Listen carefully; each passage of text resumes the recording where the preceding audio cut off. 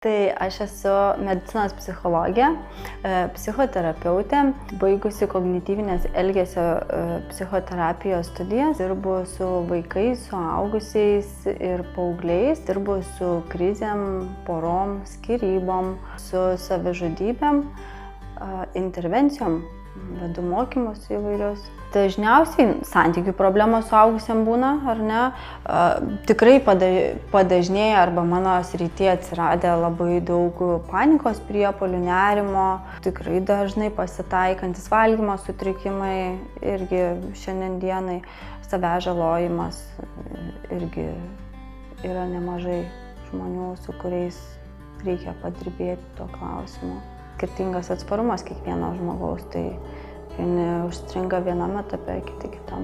Mėgstu darbą atlikti sąžiningai, gerai iki galo ir kad būtų rezultatas. Mėgstu, kad gautume tą rezultatą kartu, ar ne?